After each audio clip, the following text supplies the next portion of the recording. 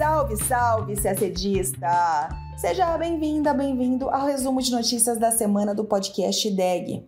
Nesta edição, do dia 6 de setembro, falamos de relações entre China e África com a mais recente edição do FOCAC. Você também vai ficar sabendo por que a Mongólia, um membro do TPI, não entregou Vladimir Putin ao tribunal durante a visita do presidente russo ao país. Também falamos de Brasil. Entre os países do G20, a nossa economia foi a sexta que mais cresceu nos últimos 12 meses. Mais um capítulo da crise política na Venezuela. A justiça emitiu um mandado de prisão contra Edmundo González, opositor de Nicolás Maduro. E a gente te conta qual foi o posicionamento do Brasil.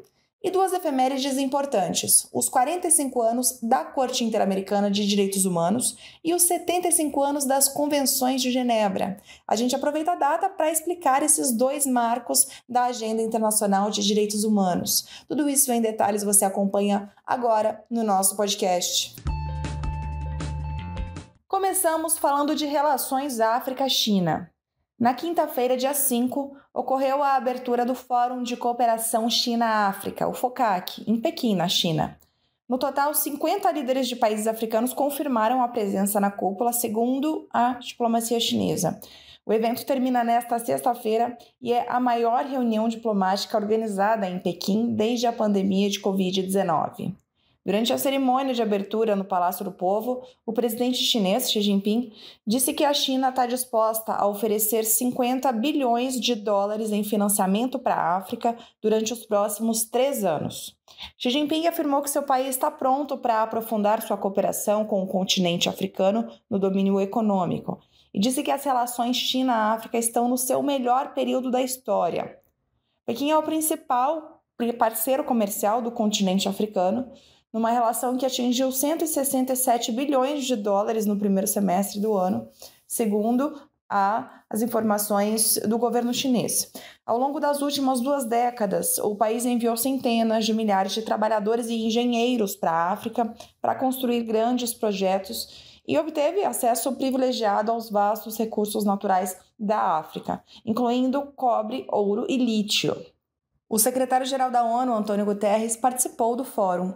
Em seu discurso, Guterres recordou a necessidade de se reformar o que considera uma arquitetura financeira internacional desatualizada, ineficaz e injusta. Ele sugeriu como propostas o aumento da capacidade de empréstimos dos bancos multilaterais de desenvolvimento e o incremento de um financiamento acessível aos países em desenvolvimento. Guterres ressaltou que o apoio da China à África é essencial para essas iniciativas. Para o secretário-geral, a parceria da China com o continente africano é um pilar da cooperação Sul-Sul. Ele apontou a troca de tecnologia e as habilidades entre países do Sul global, destacando que os esforços conjuntos, com base na Carta da ONU, podem criar um impulso para o desenvolvimento africano. Ele também afirmou que a cooperação entre as partes pode impulsionar a revolução da energia renovável e ser um catalisador para transições importantes em sistemas alimentares e conectividade digital. E agora falamos de Rússia. O presidente russo, Vladimir Putin, viajou esta semana para a Mongólia, em sua primeira visita a um país membro do TPI, o Tribunal Penal Internacional, desde que a corte emitiu um mandado de prisão contra ele em 2023. Putin foi recebido pelo líder da Mongólia em uma cerimônia na capital do país asiático, Ulaanbaatar, na terça, dia 3. O líder russo é procurado pelo TPI pela suposta deportação ilegal de crianças ucranianas durante a agressão à Ucrânia, que já dura há mais de 2 anos.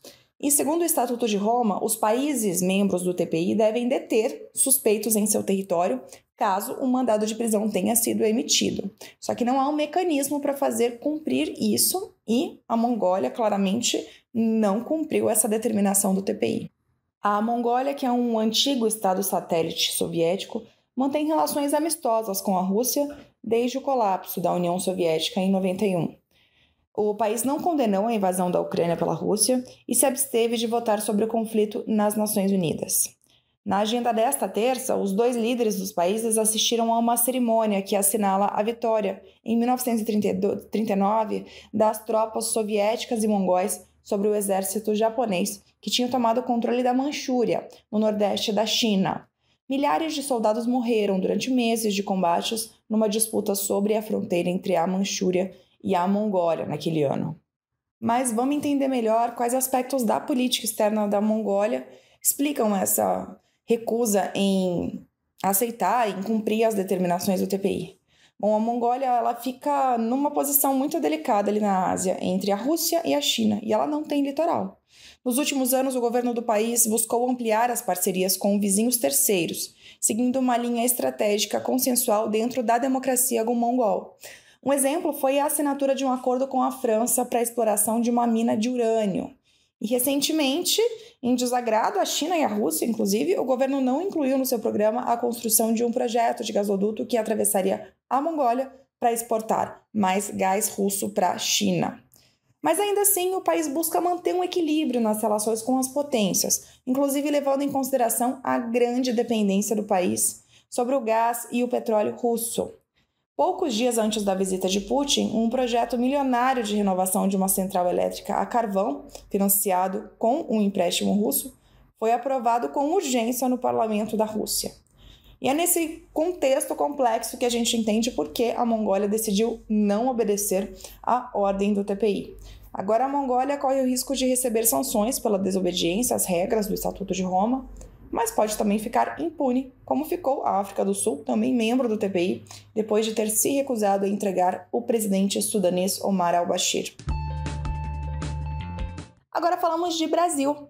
Até a metade de 2024, a economia brasileira apresentou um crescimento de 2,5% nos 12 meses anteriores, o que coloca o país em sexto lugar entre as economias do G20 que mais cresceram neste ano.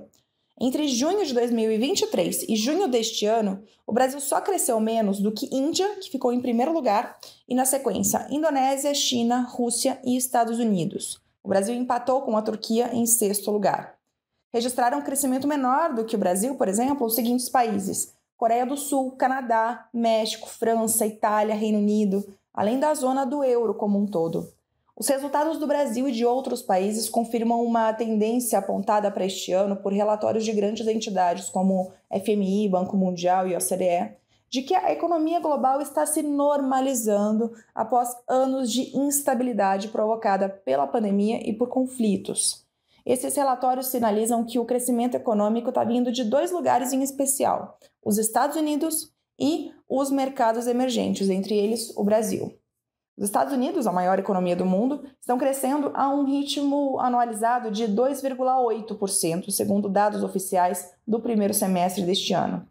Já o Brasil registrou no primeiro semestre de 2024 um ritmo maior de crescimento do que o FMI prevê para o país neste ano, em 2024 inteiro.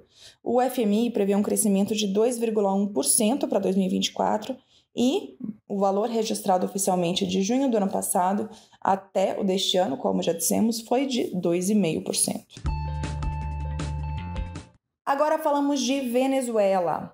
Na segunda-feira, dia 2 de setembro, a Justiça venezuelana emitiu uma ordem de prisão contra o candidato presidencial Edmundo González, o candidato que concorreu contra Nicolás Maduro nas eleições de julho. O pedido de prisão foi feito pelo Ministério Público dias depois de González ignorar pela terceira vez uma intimação da Justiça para que ele prestasse depoimento no escopo de uma investigação iniciada após opositores acusarem fraude nas eleições de julho. A audiência mais recente foi marcada para a última sexta, dia 30, quando a Venezuela sofreu com um apagão em todo o país. González afirmou em outras ocasiões que o Ministério Público atua como um acusador político e que seria submetido a um processo sem garantias de independência ou devido processo legal, caso fosse a Justiça. Os governos de Brasil e Colômbia publicaram nota conjunta manifestando profunda preocupação com a decisão da Justiça venezuelana. Os países afirmam que essa medida judicial afeta gravemente os compromissos assumidos pelo governo venezuelano no âmbito dos Acordos de Barbados, em que governo e oposição reafirmaram seu compromisso com o fortalecimento da democracia e a promoção de uma cultura de tolerância e convivência. Também disseram que a ordem de apreensão contra González dificulta a busca por solução pacífica com base no diálogo entre as principais forças venezuelanas. Desde as eleições de 28 de julho, Brasil e Colômbia têm atuado em conjunto para exigir do regime de Maduro a publicação das atas eleitorais que comprovem o resultado que deu vitória ao atual presidente. A oposição divulgou em um site, na época, cópias de atas que indicam vitória de González, mas até agora a autoridade eleitoral do país não publicou as atas. Agora o assunto é direitos humanos. Esta semana foi marcada pela celebração dos 45 anos da Corte Interamericana de Direitos Humanos. 45 anos estes completados em 3 de setembro. A Corte foi criada pela Convenção Interamericana de Direitos Humanos, de 69, e foi instalada em 1979, com sede em São José, na Costa Rica.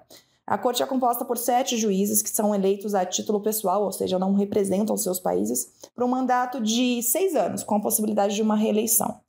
Essa Corte ela atua como uma instância judicial internacional que busca proteger e garantir os direitos humanos nas Américas, assegurando que os Estados cumpram com suas obrigações internacionais em direitos humanos. O tribunal exerce 2 funções principais, a contenciosa e a consultiva. Na contenciosa, tem a competência de julgar casos de violações de direitos humanos cometidos por estados que tenham ratificado a Convenção Interamericana de Direitos Humanos e tenham reconhecido a jurisdição da Corte. Estados partes da Convenção e a Comissão de Direitos Humanos podem acionar a competência contenciosa da Corte. Pela competência consultiva, ela emite pareceres consultivos sobre a interpretação da Convenção Interamericana de Direitos Humanos e outros tratados relacionados. Na competência consultiva, a Corte pode ser acionada por qualquer país membro da OEA. O Brasil ratificou a Convenção Americana em 92. 2 anos depois, em 94, o país elegeu o primeiro juiz brasileiro na Corte Interamericana de Direitos Humanos, que foi o professor Antônio Augusto Cansado Trindade. Em 1998, o Estado brasileiro reconheceu a jurisdição obrigatória da Corte. Desde então, sediou 4 períodos ordinários de sessões da Corte em território nacional, o mais recente em maio de 2024. Em 2021, foi eleito o juiz brasileiro Rodrigo Mudrovich, o atual vice-presidente da Corte. O Itamaraty publicou nota celebrando os 45 anos da Corte, ressaltando que ela é um importante órgão regional. Na nota, o governo brasileiro reitera o compromisso de avançar na proteção e na promoção dos direitos humanos e fortalecer seu relacionamento com a Corte Interamericana de Direitos Humanos. Sem sair do assunto direitos humanos, falamos de direito internacional humanitário. Também no dia 3, o Instituto Rio Branco celebrou o aniversário de 75 anos das Convenções de Genebra de 49, que constituem o núcleo do direito internacional humanitário. O evento contou com a participação do Comitê Internacional da Cruz Vermelha, que foi crucial para o desenvolvimento dessas regras. Foram realizados painéis de discussão que reuniram representantes governamentais, juristas, acadêmicos e especialistas da Cruz Vermelha com alguns objetivos. Primeiro, de reiterar a importância histórica das Convenções de Genebra e traçar um balanço de sua implementação nos últimos 75 anos.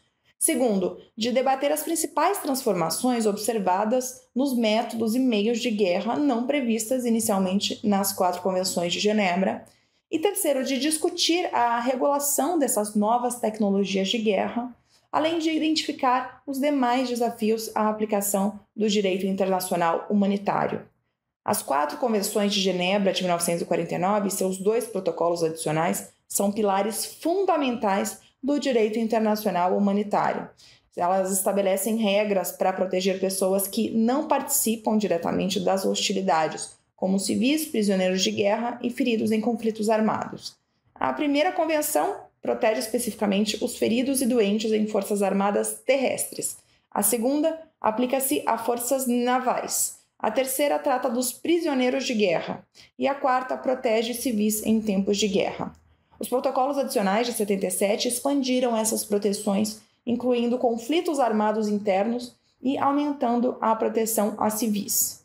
Essas convenções e protocolos são cruciais para limitar os efeitos dos conflitos armados, garantindo um mínimo de humanidade durante as guerras e estabelecendo normas que os Estados e as partes envolvidas devem seguir. São instrumentos amplamente reconhecidos e aceitos internacionalmente como uma base para a condução de guerras justas, se a gente pode considerar alguma guerra justa, e para a proteção de direitos humanos em cenários de conflito. E a gente termina o nosso podcast por aqui com um aviso. Vamos fazer uma pausa nessas próximas semanas, mas o IDEG continua com você em vários outros canais, no Instagram, no Diário de Notícias, no Telegram, sempre oferecendo a você todo o suporte nos estudos. Até logo!